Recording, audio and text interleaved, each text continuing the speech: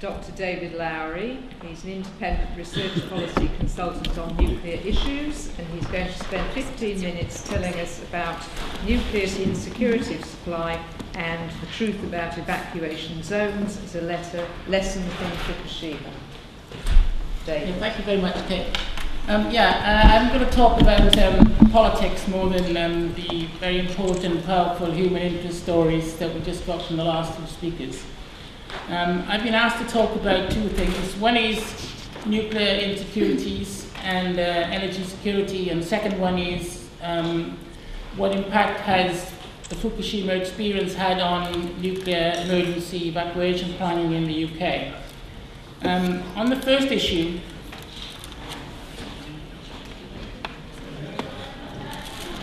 there, our nuclear security. I like to call it nuclear insecurity because of all the technologies you can think of, nuclear is the one that brings most insecurity to a country.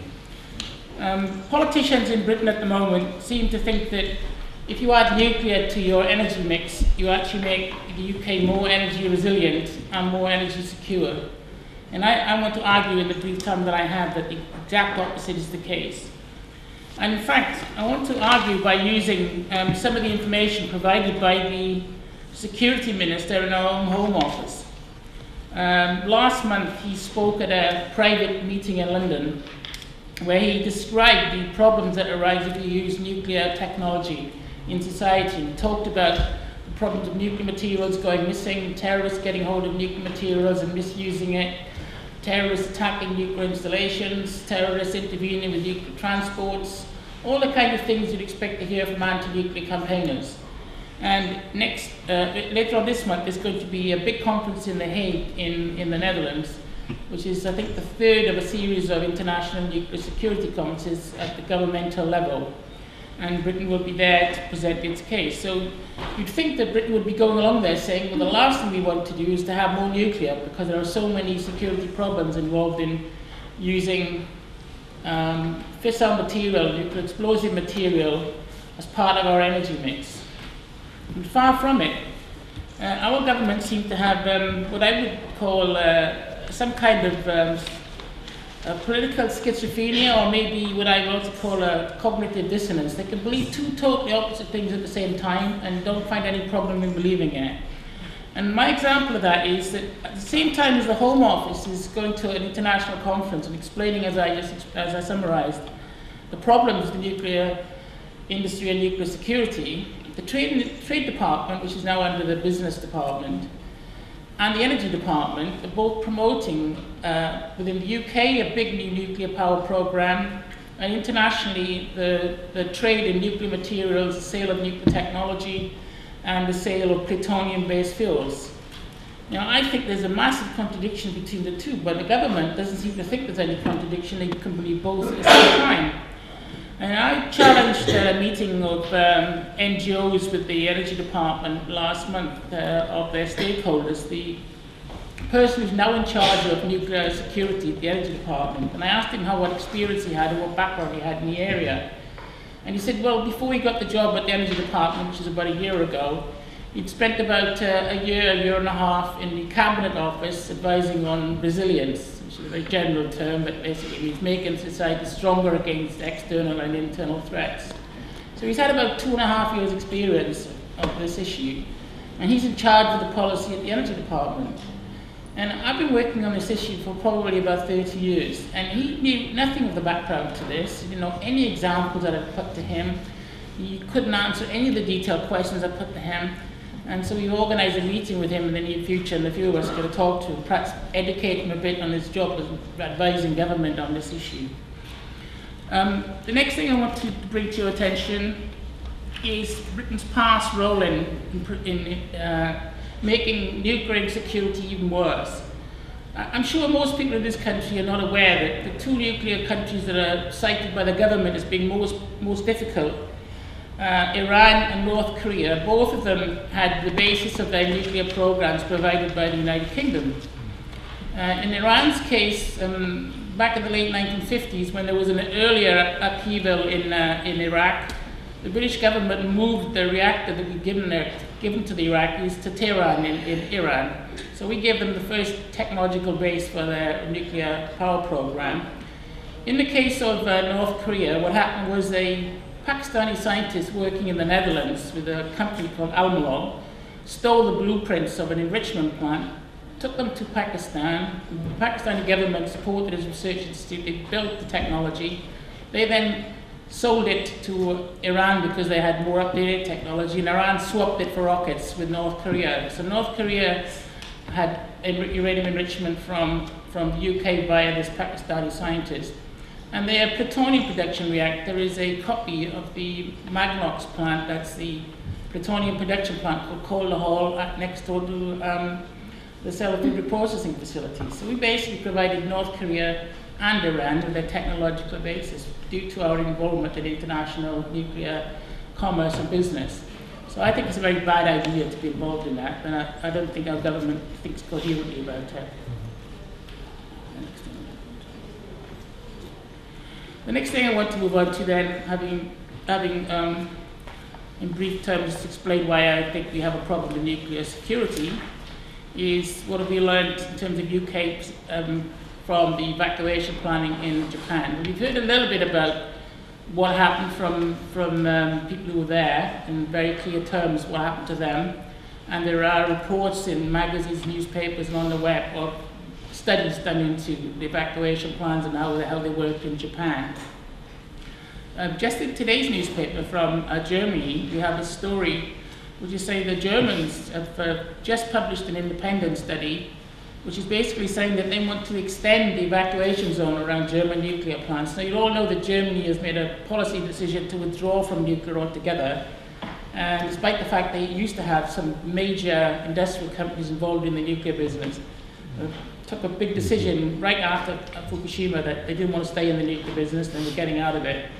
And for those plants they're running down to the end of their lives, they now want to increase the evacuation zones because they've made a calculation that they don't have plans to get enough people out of the way in a big enough area if they have a big accident. So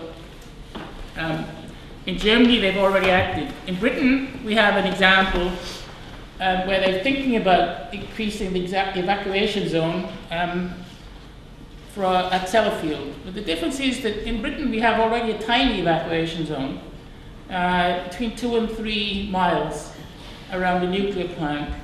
Well, I don't know what the maximum was in Japan, but I imagine it was at least 30 kilometers, maybe 50. And the one around Sellafield, they're now thinking of increasing it from 2 kilometers, well, let's say 1.5 miles to 4 miles. But as bad as Fukushima was, there's a lot more radioactivity at Sellafield. When they had a big accident at Sellafield, they'd have to move a lot more people a lot further from the plant than they moved in Fukushima. The British government think that just moving it another couple of kilometers will be fine. Well, it won't be fine.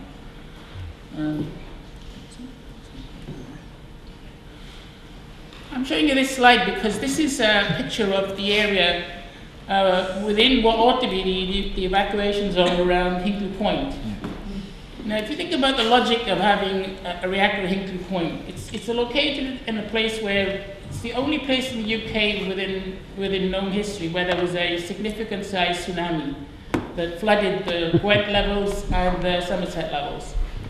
A couple of weeks ago, they had an offshore earthquake. You may have read about that. Now, it wasn't the kind of earthquake, the devastating earthquake in Japan, but it was an earthquake, which means we know it's seismic in coast. And the inland area around the plant becomes a flooded area, as we've seen in the news over the last couple of months. So it looks like a perfect place to have a nuclear plant, with and yet our planners are determined to go ahead and build a nuclear plant there. And I do sometimes wonder what goes on inside their heads. And the last thing I want to bring to your attention is something I heard at a meeting in Imperial, not Imperial, it's a Daiwa Foundation. It's a Japanese UK foundation last week.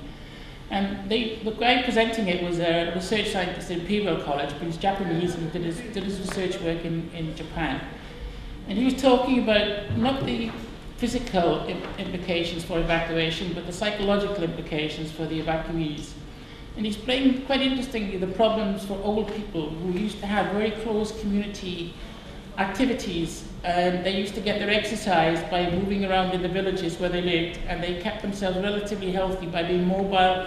And they've now been moved to places where they can't get community activities, they can't be mobile, and they're having a higher level of deaths in that group than they had previous to the accident, not because they were irradiated, but because they've been so dislocated and so disoriented and become so immobile, they're now actually dying of other diseases which they wouldn't have died of otherwise. And I think it's very interesting. This is the department this researcher is in is called Department for Epidemiology and Biostatistics, so he's an expert in this field. And I get the impression that the British government probably got the same approach to nuclear security and safety as this fellow. You see Homer running the nuclear plant on The Simpsons. And I just end with a man who has the same level of knowledge about this as the Prime Minister. And as you can see, his policy on power, he wants to cling on to it. So. And I think, unfortunately, that is the attitude that they have, and they really don't understand this very dangerous technology that they're promoting at the moment. And I advocate that everybody campaigns against nuclear on the grounds of its security problems as well as environmental problems. Thank you very much.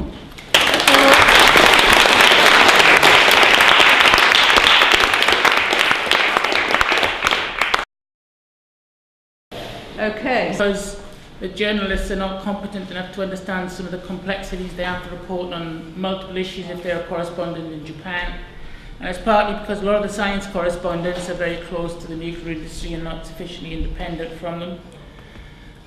In terms of insurance and accidents, it's absolutely the Achilles heel of the nuclear industry. There's nobody would build a nuclear plant anywhere in the world if they had to privately insure it. It's just obvious. It costs far too much money, no insurance company would be prepared to do it. That's why everywhere governments have to underwrite costs.